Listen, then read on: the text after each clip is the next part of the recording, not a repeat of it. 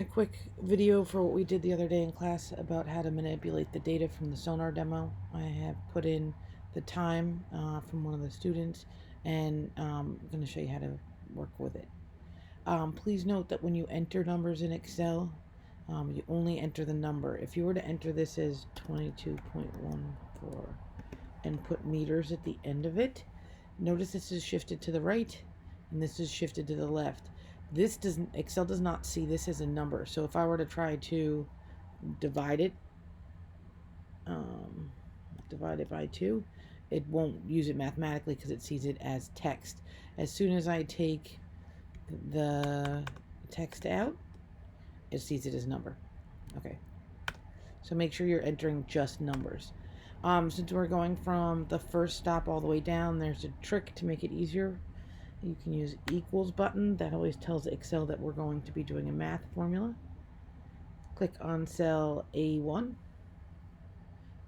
You can see the formula that we're starting to enter up here. I'm sorry, A2. We're working with A2. We're doing plus 1. And that will now tell Excel to just add 1 every time we go. It's not any shorter for the initial one, but what you can then do is if you go to the outside of the cell, see here the crosshairs are hollow, here the crosshairs have turned black. Click and drag all the way down. It's now filled in all the numbers for us. Please remember this is a video. If you need to, you can go back and pause and rewind. So the next column is going to be, I'm going to cut the time in half because we only care about the time down. Still putting my units in. I'm going to do math again. I'm going to do equals the time, which in this case was in B2, divided by 2, cuts it in half. Open crosshairs, go to the right hand corner, get the closed crosshairs, click, and drag it all the way down and release. And now we have the time down. In order to figure out depth, we need the distance formula. Distance is equal to, speed is equal to distance over time. We're sort of going to do the reverse of that. We need the speed. I'm going to use the speed from this let's see, their speed was 2.005, so we'll use that one. This was speed in meters per second.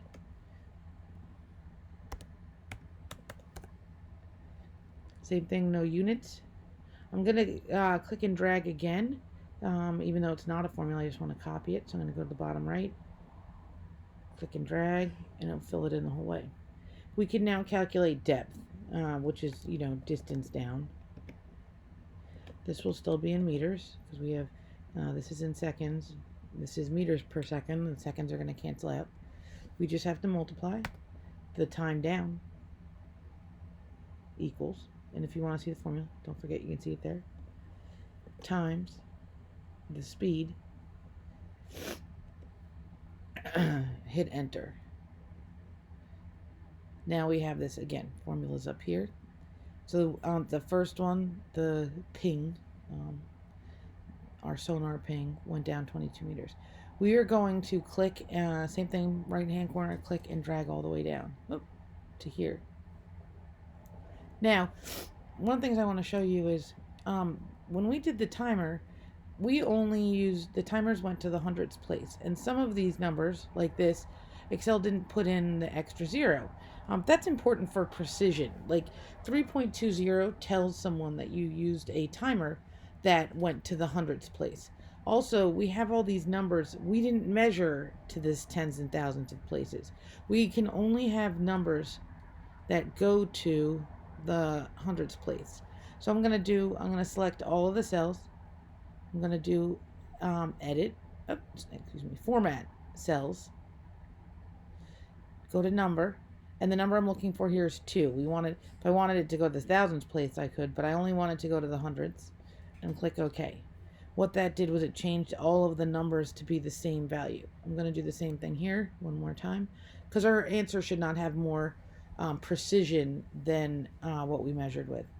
We're going to go to format, cells, number, Make sure it says 2. Click OK. So we now have the data how we want it. I'm going to save right now. I'm going to do File, Save As. I save this as Baskin Sonar Demo. You should save it as your last name, Sonar Demo. I'm going to hit Replace. You're just going to hit OK.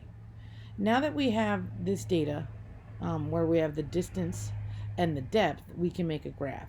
So in order to do that, the first thing I'm going to do is grab the depth data. Notice I did not take the thing at the top. I only took the numbers. I'm going to go to Insert, Chart, and in this instance, we're going to use a line chart because we're looking at time. Frequently, we use XY scatter. That looks pretty good. I just want to double check. So it has put 1 through 20 on the bottom and 0 to 22, which is up here at the top. In order to check this, I'm going to go to, let me show you how I did that. I did control click, select data. When you're in here, we have our first series, right, which I'm just going to name, I'm not going to name it anything. So we have our Y in here, just to double check that I have the right one. Y should be depth. I'm going to delete it out. Delete it all the way out.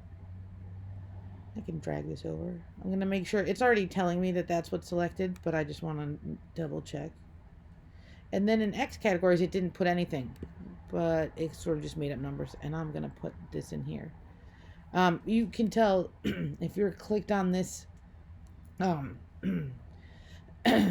category, and then you look over here, it gives you the dashed line around it. It does the same thing over here. If I click on this one's highlighted, and then it's highlighted on the sheet. Click OK, and then we have this. And that's really where we need to get to for today so that you can be caught up for next class. That's it. Please remember you can rewind if you didn't catch something I did, and good luck.